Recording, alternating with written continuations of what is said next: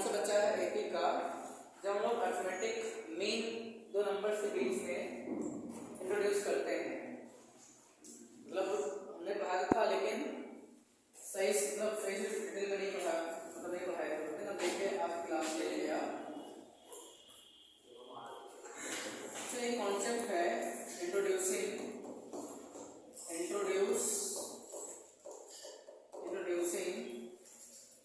N arithmetic mean between two numbers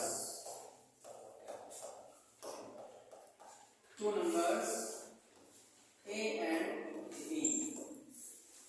दो number आपके पास दिए हैं, एक नंबर a है एक नंबर b है, इसके बीच में दो अरिथमेटिक मीन हम लोग इंट्रोड्यूस कर रहे हैं।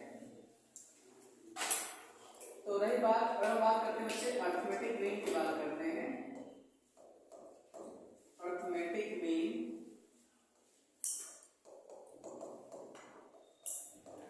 of a and b as, बच्चों होता क्या है, दोनों को ऐड करके दो का डिवाइड कर देते हैं। यहाँ दो नंबर थे, नंबर ए नंबर बी है, और ऐसा निकालना है अरिथमेटिक मीन दोनों को ऐड करके दो का डिवाइड कर दीजिए। सेम ऐसे ही अरिथमेटिक मीन को शॉर्ट फॉर्म क्या बोलते हैं, एम बोलते हैं।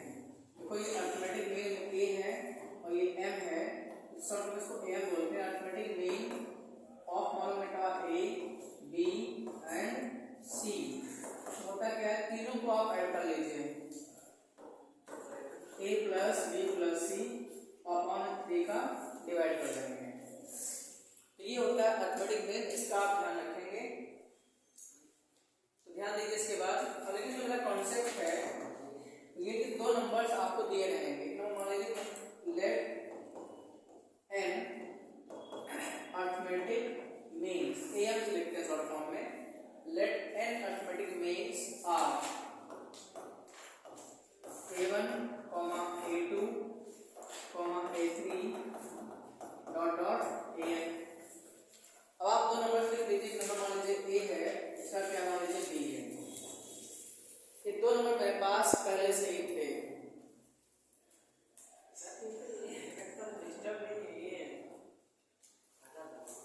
मेरे पास देखो दो नंबर से एक ए था एक बी था, दो नंबर पास पहले से थे। इसके बीच में हम n लोगों को ला करके और रख रहे हैं इसके बीच में, comma a1 a2 a3 dot dot क्या an। तो ऐसा होने पर मेरे पास एक बन रही सीरीज, क्या बन रही है, सीरीज बन रही है a1 a2 a3 dot dot an comma b। तो यही सीरीज जो आपकी बनी किसी में होगी, अरिथमेटिक प्रोग्रेशन मींस एपी में ही होगा। ठीक है, ये भी अरिथमेटिक प्रोग्रेशन नहीं होगा। अब मुझे बताइए हियर बच्चों फर्स्ट टर्म है, इसको बोलते हैं फर्स्ट टर्म, वो क्या बच्चों ए है। अगर हम बात करते हैं नंबर ऑफ टर्म्स की बात करते हैं, नंबर ऑफ टर्म्स इसको हम कैपिटल एन नाम देते हैं। कैपिटल एन कितना होगा, n+2। रीजन क्या है बच्चे, दो नंबर्स a और b ये पहले से थे और हमने n नंबर्स लाके और इसके अंदर रख दिए हैं, तो n+2 नंबर हो जाएंगे। समझ लो किसी कमरे में 10 लोग पहले से ही हैं, अब हम 20 लोग को लाके इसमें और ऐड कर देंगे, तो नंबर ऑफ कितने होंगे, 10 + 20 30 डिफरेंट हो जाएंगे। मान लो किसी रूम में 10 बच्चे पहले से ही हैं और 20 बच्चों को ला करके और हम अंदर रख दे रहे हैं या बिठा दे रहे हैं, टोटल जो स्टूडेंट होंगे वो 10 + 20 30 हो जाएंगे। इसका सेम पैटर्न ए और बी बच्चे पहले से इस सीरीज में जो बनी सीरीज आपके सामने, इस सीरीज दो लोग पहले से थे ए और बी, और n नंबर्स हमने लाके अंदर में रख दिया है।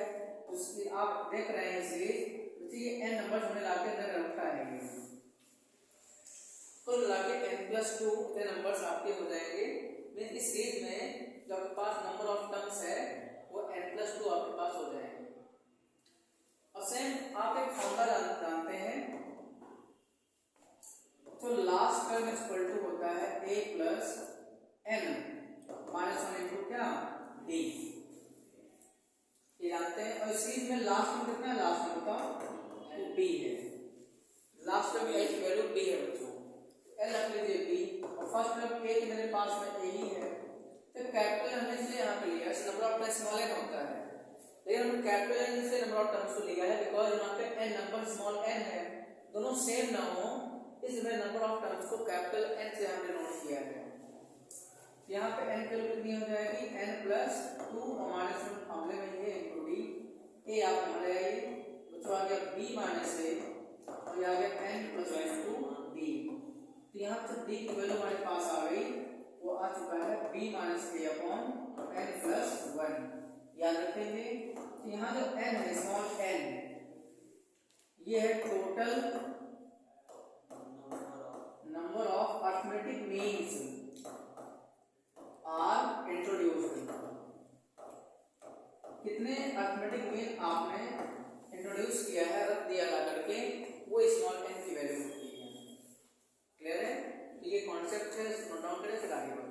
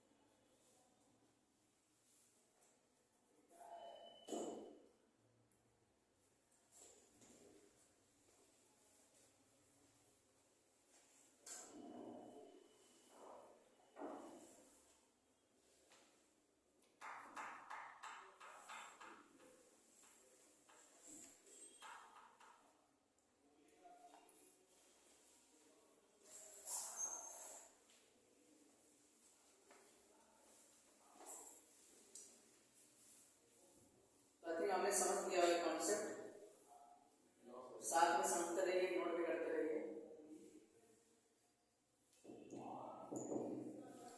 तो हम बात करते हैं यहाँ पे,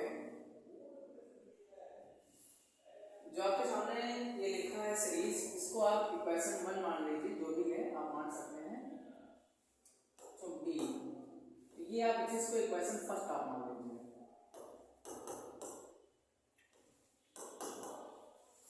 और आपको पता है general series of AP, general series of AP बच्चों क्या होता है, A plus D, A plus 2d, A plus 3d, dot A plus N D होता है। इसको एकदम मान लीजिए सेकेंड मान लीजिए, और जब बच्चों आप कंपेयरिंग करेंगे,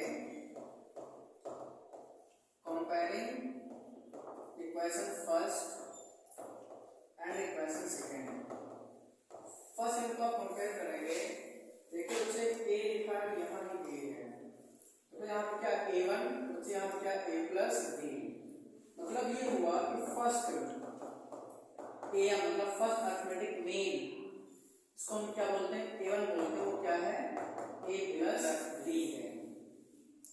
सेम ऐसे ही देखिए कि बच्चों a2 है, तो ये क्या है a प्लस 2d है, मतलब a2 मतलब सेकेंड अरिथमेटिक मीन क्या है a प्लस d है, सॉरी a प्लस 2d, क्या बच्चों a प्लस 2d है।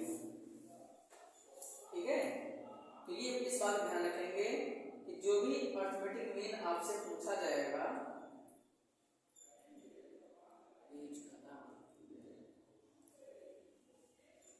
देखिए ऐसे हम बात करते हैं थर्ड अरिथमेटिक मीन a3, कितना होगा a प्लस 3d। देखिए तीसरा टर्म ये a प्लस 3d है बच्चों, 1 2 3 4, और देख लीजिए आप 1 2 3 4, चौथे पे a3 आ रहा है या चौथे पे a प्लस 3d आ रहा है। यहाँ से साबित हुआ कि जो भी अरिथमेटिक मीन आप पूछेंगे d का मल्टीपल वही हो जाता है। जैसे मान लो हमने कह दिया डॉट डॉट, हमने कह दिया बताइए आप nth अर्थमेटिक मीन क्या होगा। मैं आपसे एफ टर्म नहीं पूछ रहे हैं, मैं आपसे एफ टर्म नहीं पूछ रहा हूँ, ठीक है। हम आपको मतलब का अर्थमेटिक मीन क्या होगा बच्चों, इसको हम क्या लिखेंगे, ए एन इक्वल टू क्या लिखेंगे, ए प्लस एन डी लिखा जाएगा, ठीक है। इस बात का ध्यान रखेंगे। आइए इसी पर बेस हम आपको क्वेश्चन करा देते हैं, इसको आप नोट डाउन कर लीजिए सीधा।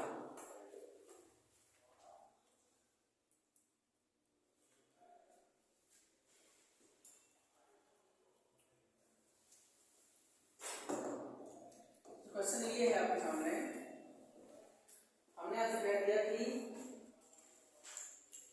Introduce 5 arithmetic mean. एक सवाल सिंपल ले लेते हैं, इंट्रोड्यूस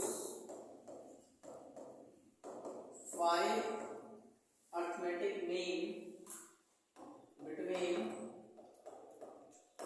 4 and 22। चेक, दो नंबर्स हैं 4 और 22, उसके बीच में 5 अर्थमेटिक मीन्स आपको बताना है, ठीक है। ये आपका सवाल है। देखिए ध्यान से, आपने जो फॉर्मूला याद रखिए, जो आपका फॉर्मूला है, इससे आपको फाइंड करना है 5 अर्थमेटिक मीन। मीन्स क्या निकला आपका, तो a1 की वैल्यू, a2, a3, a4 और a5, इन सब की वैल्यू आपको फाइंड आउट करनी है। तो आपने बताया डी a1 की वैल्यू कितनी होती है बच्चों, a प्लस डी, a2 की वैल्यू a प्लस 2d। हम सब लिख लेंगे, दिक्कत नहीं है, बस हमारे पास में a आ जाए और d आ जाए, ठीक है। मेरे पास बच्चों अगर a और d की वैल्यू आ जाती है तो सब हम लिख ले जाएंगे। तो ये आपका क्वेश्चन है। तो अगर हम बात करते हैं, एक 4 मेरे पास नंबर, दूसरा क्या है 22 है, डिटेल नहीं करेंगे। तो ये बच्चों वैल्यू होती है किसकी, a की वैल्यू है, और ये क्या बच्चों b की वैल्यू है। तो मैंने आपको बताया था क्या, d का फॉर्मूला होता है b माइनस a अपॉन क्या बच्चों n+1, और b आपके पास 22 है, a आपके पास 4 है। तो जो n होता है ना, तो कितने अर्थमेटिक मीन आप इंट्रोड्यूस कर रहे हैं, लिखा भी था दिमाग में मैंने, n equal to total number of arithmetic mean introduce.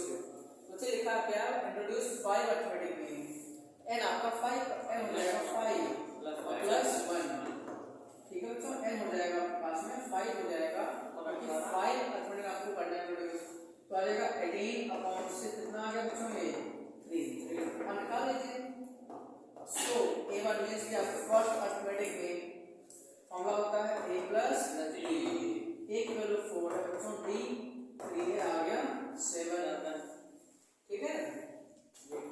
ऐसा तो निकालो a2 क्या होता है, a प्लस 2d, a आपके पास में 4 है और d कितना है 2 into 3, तो 4 प्लस 6 कितना आ गया 10। अब एक बात सुनो, मैंने आपको बताया था कि जो भी सीरीज, जो भी हम लोग a1 a2 an, अभी मैंने बताया था सीरीज हम लोग रख रहे थे, वो भी ap ही बनता है। अब ध्यान दो बच्चों, मेरे पास a1, एक minute sorry,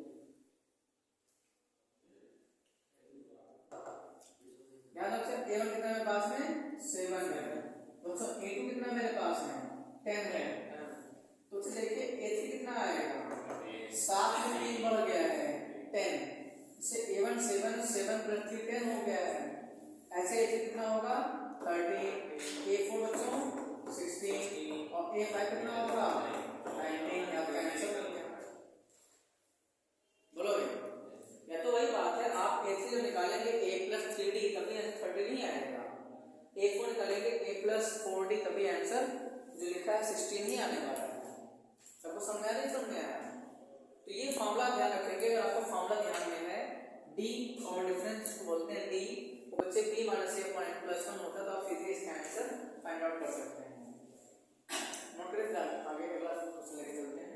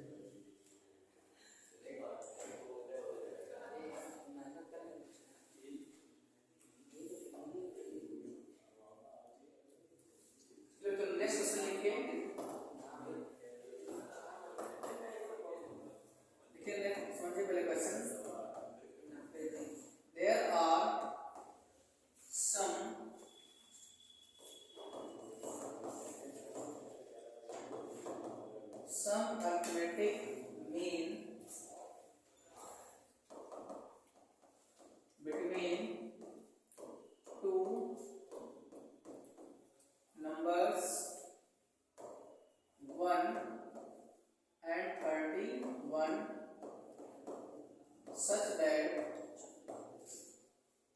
the ratio of seventh mean and second last mean and second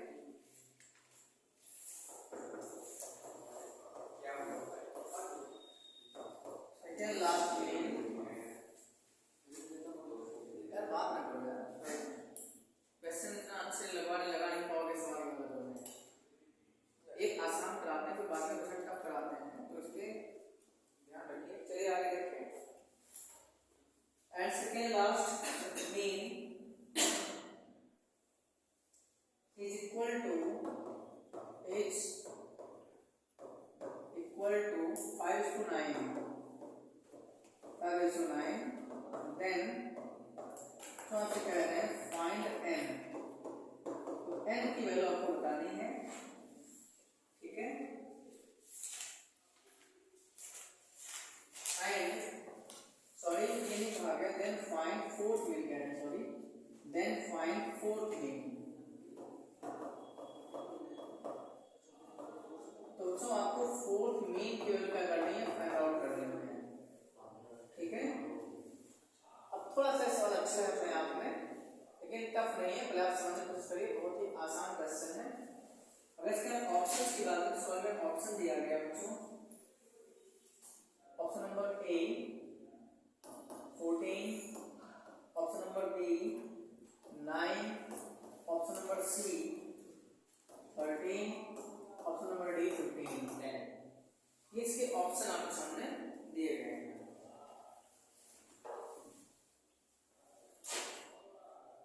देखिए क्वेश्चन में समझिए, क्वेश्चन में क्या कह रहा है। अच्छा कह रहे हैं there are some arithmetic mean between two numbers 1 and 31।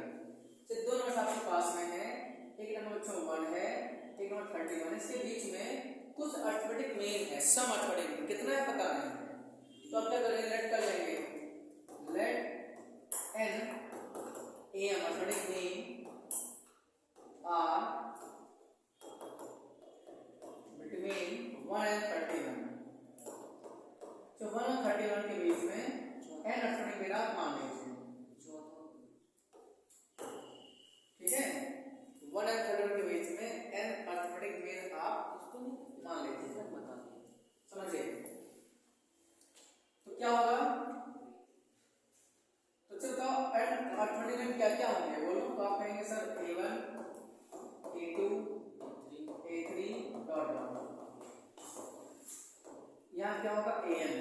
ऐसा मुझे बताइए आप, a3 की पहले बच्चे a2 कैसे आया, 1 क्या हुआ सब्ट्रैक्ट होके, a2 की पहले a1 कैसे आया, 1 कम हुआ, ऐसे an की पहले क्या आएगा, an -1।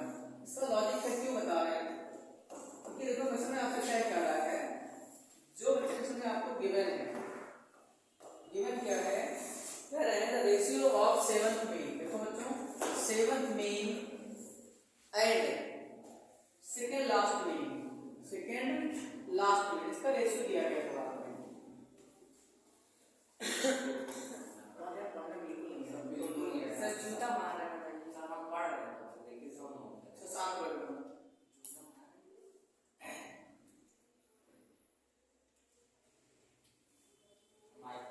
देखिए जो आपके सामने गिवन है क्वेश्चन में, ये ध्यान रखिए। बच्चे कह रहे हैं कि सेवंथ में मींस क्या, a7 अपॉन, देखो ये बात इंपॉर्टेंट है, कहा गया सेकंड लास्ट मीन मींस क्या, बोलो ये बच्चे लास्ट है और सेकंड लास्ट, ये क्या, ये फर्स्ट लास्ट है और यही क्या है, सेकंड लास्ट मीन आपका है ये n -1, ये सेकंड लास्ट है। सवाल में अपने समझना है, करना तो आसान है, समझना इंपॉर्टेंट है। तो मेरे बच्चों सेकंड लास्ट क्या होगा हमारा, n-1 होगा। तो इसका रेशियो आपके सामने दिया गया है 5:9। तो आपसे कह रहे हैं कि बताइए फोर्थ मीन क्या होगा, मींस a4 निकालना है। फोर्थ मींस क्या बच्चों, a4 फाइंड आउट करना है। समझ नहीं समझ में आया? तो अब देखिए ध्यान से करना होगा हमको, एक मिनट।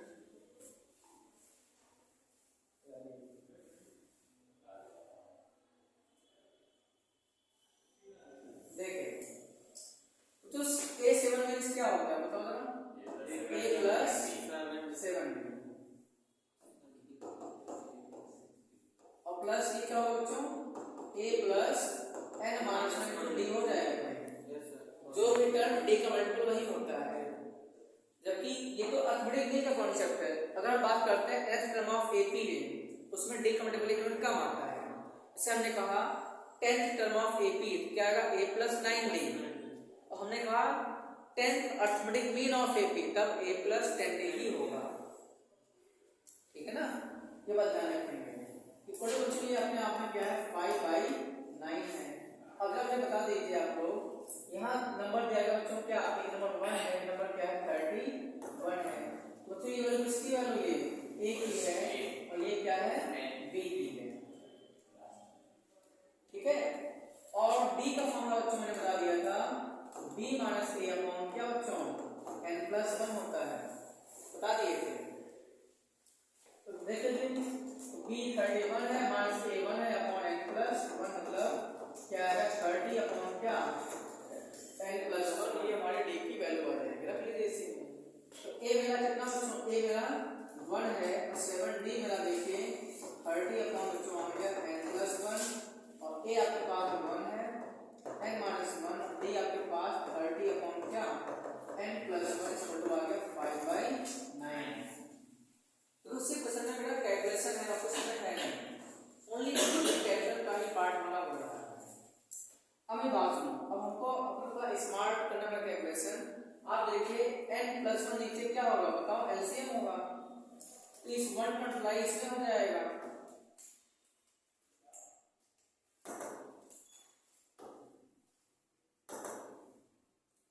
देखिए इस 1 का मल्टीप्लाई इसमें कर देंगे हम लोग, तो क्या आएगा n प्लस 1 इंटू 1 और प्लस 7 इंटू कितना होगा बच्चों 30, और अपॉन में क्या होगा ये n प्लस 1, जो हमने अभी तक ऊपर वाला पार्ट सॉल्व किया है। ऐसे नीचे भी देखो n प्लस नीचे भी क्या होगा एलसीएम होगा, तो 1 इंटू n प्लस 1 तो n plus 1 plus n minus 1 into क्या 30 आ जाएगा, ये पूरे के अपॉन में आ जाएगा, इक्वल टू में लिखा है 5/9। तो n प्लस 1 का सब क्या कर देगा, दोनों कैंसिल हो जाएंगे। अब ध्यान दीजिए, तो n प्लस 1 प्लस इसका देखिए ये n प्लस 1 है और 30 से 7 कितना आएगा 210, n प्लस 1 प्लस 210 आ जाएगा। सेम यहाँ देखिए ये है n प्लस 1 और प्लस इस 30 को अंदर में आप रेडियन लाइए, कितना आ जाएगा 30n और माइनस का क्या 30 इक्वल टू 5 है ना, आप जैसे चलेंगे साथ में ऐसे ही। ठीक है, अब बच्चों ये n प्लस दोनों ऐड हो जाएगा 211 अपॉन 31n और माइनस का 29 इक्वल टू आ गया 5/9। क्रॉस मल्टीप्लाई कर इसमें, तो 9n प्लस 9 का 18 इक्वल टू में देखिए 5 मतलब 5 5 15 1 5 5n और माइनस 2 5 का 5 4 कैरी है और 5 2 14 4 10 प्लस 4 14 आ जाएगा, भाई 5 45 का 5 4 कैरी हो गया और 5 10 प्लस 4 14। अब देखिए अच्छा काम कर इसको इधर ले आओ और इस 9 को वहां ले लीजिए उस साइड में, तो 1899 माइनस प्लस 45 145 और 155 n माइनस क्या आ जाएगा 9n आ जाएगा। ठीक है सर बहुत स्टेप कर रहे हो यार, क्या यार तुम यार बताओ ऐसे तुम्हें कितने बड़े हो गए, तुमको बार कहना पड़ता है अगर कुछ कह देंगे तो बताओ तो हम ऐसा बोल दिए क्लास करे बच्चे कितना तेज कितना क्या सुनो तो कर पता नहीं, हम सब देख हम सब देख दिखाई पड़ रहा है, तुमको दे रहे हो इस तरीके से यार क्लास में बताओ क्या हम देख नहीं रहे हैं, सिर्फ बोल नहीं रहे हैं बस, तो क्लास सही बैठ रहा है पढ़ने आते हो।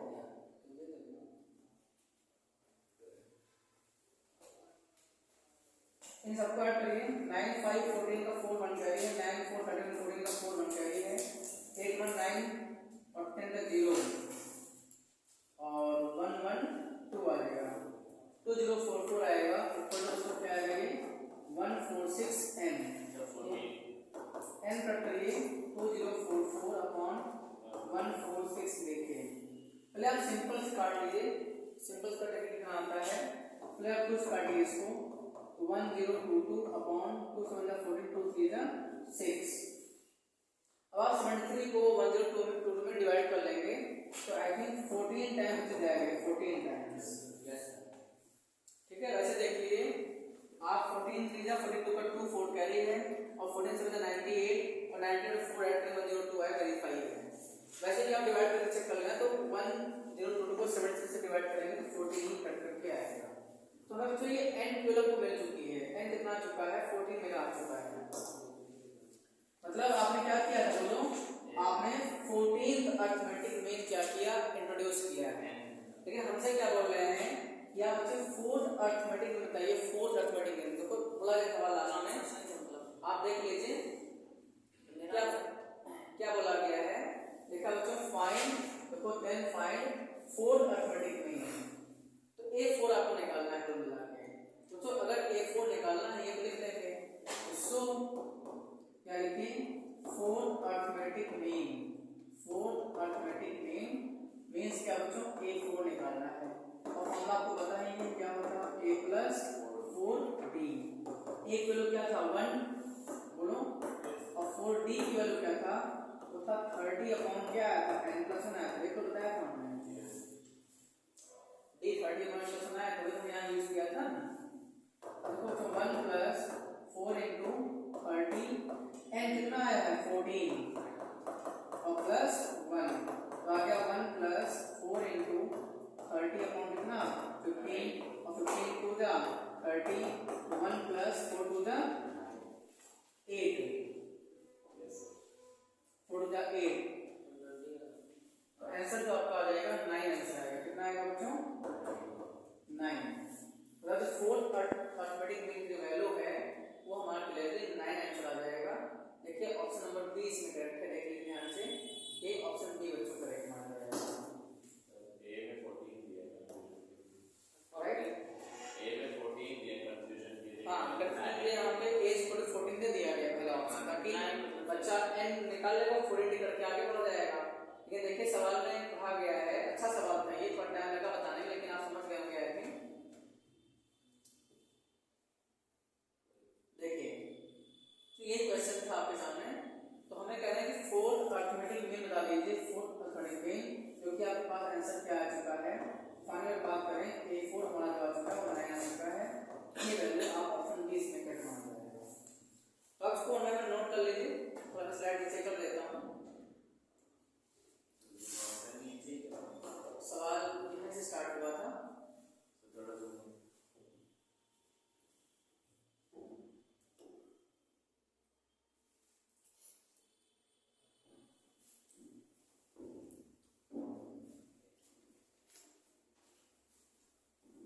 नोट कर लो, अपने आप थोड़ा सवाल नहीं कर पाओगे तो सवाल जो है समझ नहीं आएगा पहली बात तो। इसमें सेकंड जो लिखा है, देखिए क्वेश्चन का लेवल अच्छा खासा होता है, पहले आप सवाल को बहुत ध्यान से देखिए समझिए। अपने आप से पहले तो सवाल ही नहीं समझ पाओगे, लगाना तो बहुत दूर है, सॉल्व करना तो बहुत दूर है। पहले आपको समझना है पढ़ने सवाल क्या क्या है। सवाल कहा गया है कि 7th अरिथमेटिक मीन और सेकंड लास्ट मीन, कुछ बच्चों को इसमें सेकंड लास्ट मीन समझ में नहीं आएगा, ठीक है, जो कि n-1 होता है। हो सकता है सवाल चेंज कर दे तो क्या कह सकता है थर्ड अरिथमेटिक मीन बोल, तो थर्ड लास्ट अरिथमेटिक मीन बोलेगा तो उस केस में n-2 लिया जाएगा, ठीक है।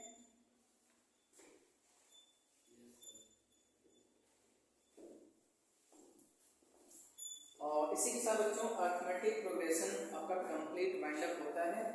कंप्लीट मैंने खत्म कर दिया है अरिथमेटिक प्रोग्रेशन। अब हम बात करते हैं जीपी की, बात कर लेते हैं। कुछ नोट है उसमें लिखवा देते हैं क्योंकि कभी कभी यूज पड़ता है अच्छे से करने के लिए, ठीक है।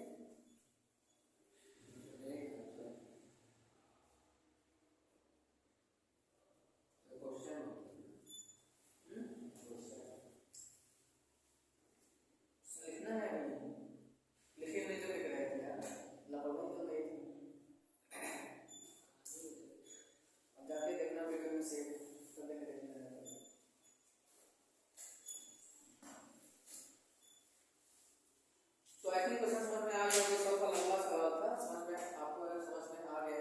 नहीं आया है?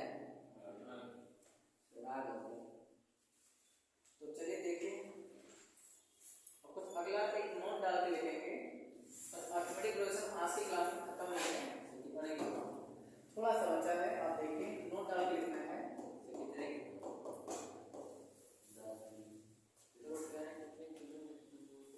देखिए उनका पहला पॉइंट है फॉर 3 नंबर्स इन AP। देखिए जब भी आपको 3 नंबर्स AP में लेना हो, ठीक है, क्या लिख लेंगे, whenever we have to take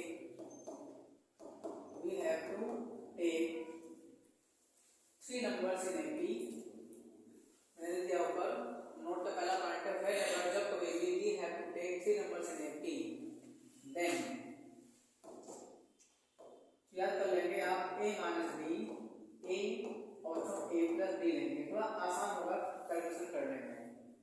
इसी तरीका आपको ने बता ही दिया था जनरल सीरीज में, जो क्या कहते हैं सर a प्लस b बच्चों a प्लस 2d आप बोलते हैं। तो इसको लेने थोड़ा क्या होता है, डाटा पर डिफिकल्ट होता है मेरा कैलकुलेशन, लेकिन जब आप इन 3 नंबर्स को एक लेंगे तो मेरा कैलकुलेशन आसान होगा। तो इसको मत लीजिएगा, ठीक है, जनरल सीरीज से हमें लेना है। दूसरा पॉइंट, अगर बात करते हैं 4 नंबर्स की, 4 नंबर्स इन AP, इसे याद कर लेंगे। उस केस में हम लोग a minus 3d, a minus b, a minus 3d, a minus b, a plus b और बच्चों a प्लस 3d लेके चलते हैं, ठीक है, ये बात याद रखेंगे। ऐसे तो याद रखेंगे। थर्ड इसमें क्या है, 5 नंबर्स की बात करते हैं, 5 नंबर्स इन AP अगर आपको लेना पड़ रहा है, याद रख लेंगे। उस केस में बच्चों a minus b,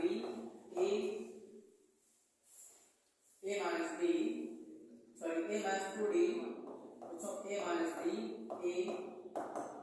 a plus b और बच्चों उस केस में हम लोग a प्लस 2d लेके चलते हैं।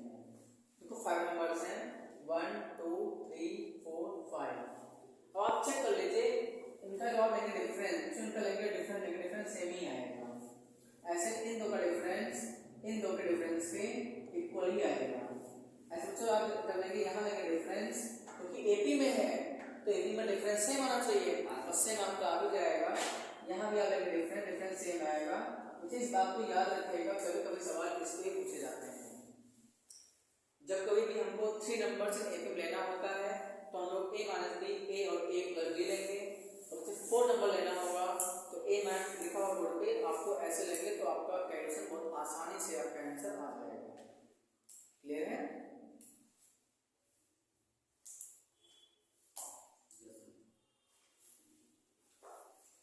बच्चों इसी के साथ आपका ये चैप्टर खत्म हो जाता है, arithmetic progressions. Now we start geometric progression. तो अगला टॉपिक है आपका वो ज्योमेट्रिक प्रोग्रेशन ही है, जीपी। नेक्स्ट टॉपिक है आपका वो ज्योमेट्रिक प्रोग्रेशन है, ज्योमेट्रिक प्रोग्रेशन। जैसे आप लोग जानते हैं सर जीएपी को कैसे पहचाना जाता है। इसमें दो टर्म्स का, दो कॉन्जिक्यूटिव टर्म, मतलब गिवन सीरीज के दो कॉन्जिक्यूटिव टर्म का डिफरेंस लेते हैं। अगर हर केस में डिफरेंस सेम आता है तो उसको हम अर्थमेटिक प्रोग्रेशन के नाम से जानते हैं। लेकिन अब हम बात करेंगे ज्योमेट्रिक प्रोग्रेशन की बात करते हैं। बात समझिए, इसमें होता क्या है, मान लीजिए आपके पास जो फर्स्ट टर्म होता है, जो फर्स्ट टर्म वो a होता है। इसमें हम बात करते हैं कॉमन रेशियो। तो इसमें कॉमन डिफरेंस था, हम लोग डिफरेंस ले रहे थे, इसमें कॉमन रेशियो है, तो यहाँ पर रेशियो लिया जाएगा। कॉमन डिफरेंस हम लोग r से डिनोट करते हैं, ठीक है। अगर हम इसकी जनरल सीरीज की बात करते हैं बच्चों, जनरल सीरीज ये बहुत इंपॉर्टेंट याद करना, जनरल सीरीज ऑफ जीपी वो बच्चों होता है A R square AR cube dot dot AR की पावर बच्चों n-1 होता है। ठीक है, और अगर आप बच्चे इसको मान चलते हैं, ये फर्स्ट टर्म है, ये बच्चों सेकेंड टर्म है, ये देखिए थर्ड टर्म आपका होता है, और यहाँ देखिए ये आपका फोर्थ टर्म है डॉट डॉट, ये बच्चों क्या आपका nth टर्म होता है, nth टर्म। याद रखेंगे बच्चों को फर्स्ट टर्म की बात करते हैं A1 कितना होगा A, सिर्फ फर्स्ट टर्म को क्या बोलते हैं हम लोग A1, सेकेंड टर्म को A2, थर्ड टर्म को A3, फोर्थ टर्म को A4, A डॉट डॉट बच्चे इसको बोलते हैं AN बोल देते हैं। ठीक है, ये आपका AN है।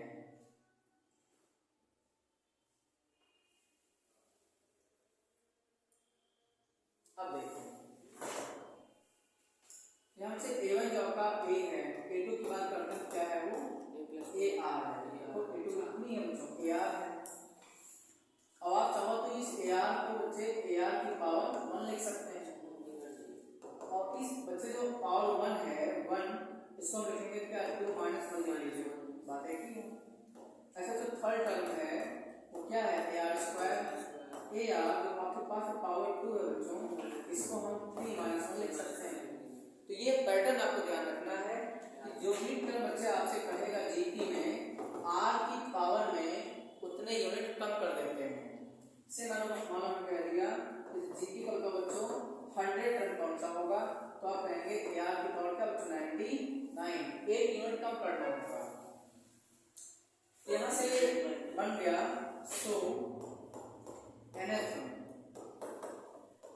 टर्म ऑफ बच्चों जीपी की बात करते हैं, इसको बोलते हैं an इक्वल टू हो जाएगा AR की पावर क्या -1। This is the formula for GP, ये फार्मूला जीपी के लिए है। एक बात ध्यान रखेंगे कि यहाँ पे जो n होता है वो क्या पॉजिटिव इंटीजर होता है, जेड प्लस, जेड मींस क्या इंटीजर होता है, n बच्चे क्या है जेड प्लस है, यहाँ पे लिख सकते हैं जहाँ बच्चे जेड होता है जेड प्लस उसको बोलते हैं पॉजिटिव इंटीजर बोलते हैं, पॉजिटिव इंटीजर बोला जाता है। ठीक है, अब कुछ बेसिक से क्वेश्चन आपको बताते हैं जीपी कैसे पहचानना है। अब तक तो एक और कॉन्सेप्ट लिखा, इसको अपना नोट डाउन करिए फिर आगे बढ़ेंगे।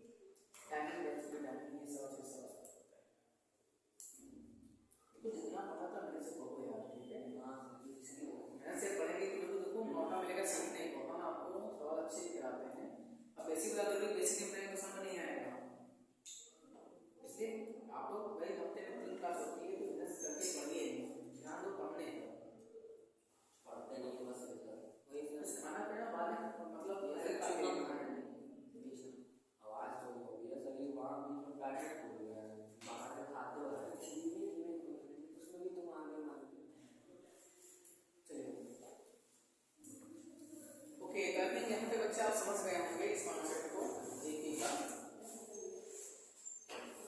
देखिए कुछ बेसिक समय लेता हूँ पहचानने की बात है। जैसे मान लो हमने ले लिया सीरीज ले लिया है,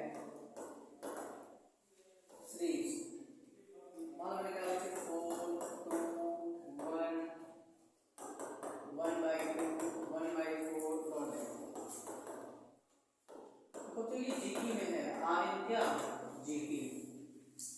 कैसे आप कोई भी दो रेशियो ले लीजिए आप, तो अगर R1 लेते हैं R1 तो क्या second term upon first term, second term ये फार्मूला ये होता है R1 में इसका common ratio second term upon जो क्या होता है फर्स्ट टर्म, सेकंड टर्म 2 है, फर्स्ट टर्म 4 है, कट करेंगे क्या आएगा 1/2 आएगा। सेम ऐसे कुछ बात कर लेते हैं R2 की, इसमें बात करिए सेकंड टर्म 1 है और फर्स्ट टर्म देखो 2 है, इस हिसाब से अगर आप इसको लेते हैं सेकंड टर्म ये होगा फर्स्ट टर्म ये होगा, ऐसा तो आप इसको भी चलते हैं आखिरी मान निकाल रहे हैं। तो इस केस में देखिए इन दोनों के केस में ये सेकंड टर्म 1/4 और फर्स्ट टर्म क्या हुआ 1/2, 1/4 इंटू 2/1, 2 टू द 4, आप देखिए अभी भी 1/2 ही आ रहा है। देखिए हर केस में कॉमन रेशियो सेम आ रहा है, अगर हर केस में कॉमन रेशियो सेम आएगा तो इसको हम जीपी के नाम से जानते हैं, या फिर जीपी होता है। क्लियर है? चलिए अगला क्वेश्चन देखिए, लास्ट क्वेश्चन आज की क्लास का, जीपी पे इंडिपेंडेंट है।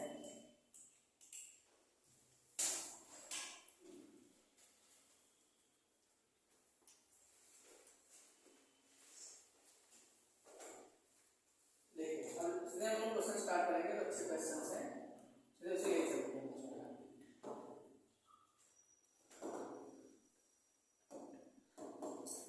क्वेश्चन ये है, if fourth term of GP is 27, 7 number पर चलिए, and sum of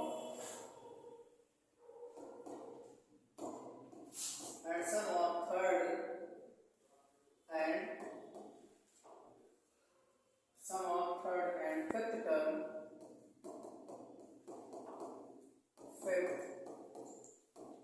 of GP is 90.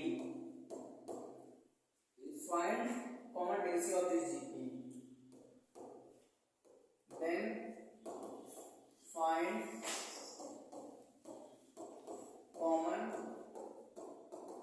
ratio of this GP. इस GP का कॉमन रेशियो फाइंड आउट करना है। तो आपसे सवाल कहा है कि फोर्थ टर्म GP का क्या है 27 है, फोर्थ टर्म बच्चों।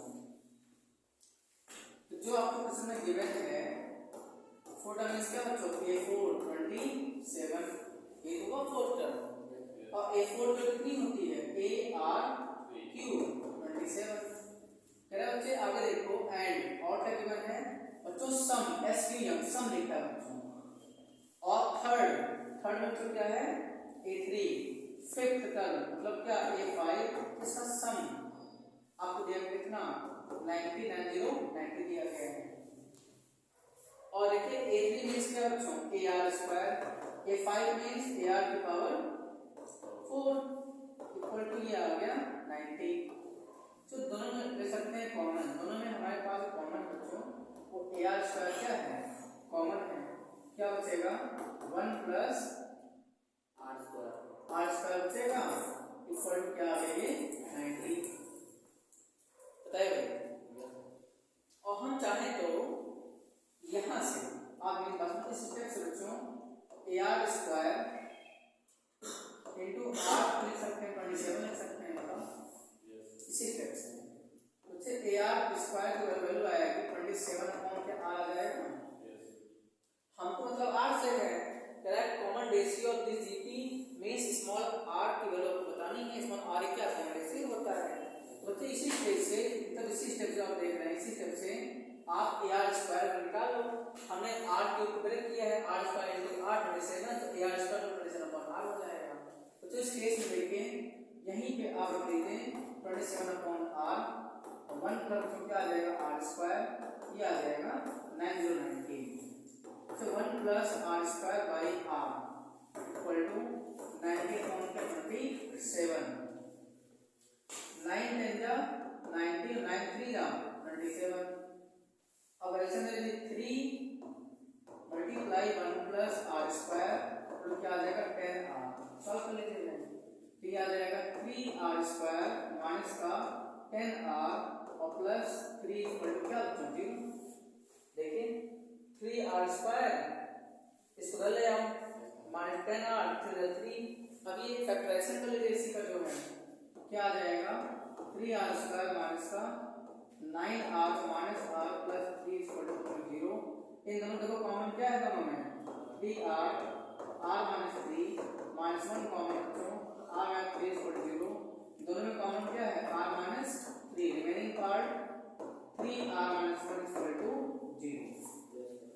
तो सिर्फ दो फैक्टर हुए, एक फैक्टर ये हुआ, एक फैक्टर ये हुआ। तो r को यहाँ पे 3 आएगा और इस फैक्टर को क्या आएगा 1/3। दोनों वैल्यू पॉसिबल है। आ जाए कॉमन रेशियो 3 होगा और जो आएगा 1/3 होगा। ये इस सवाल का आंसर हुआ। ठीक है, अगर इसे इस फैक्टर को जीरो कर लीजिए, हम लोग को नहीं समझ आ रहा होगा। जैसे आप जीरो करेंगे बच्चों यहाँ से r क्या आ जाएगा 3।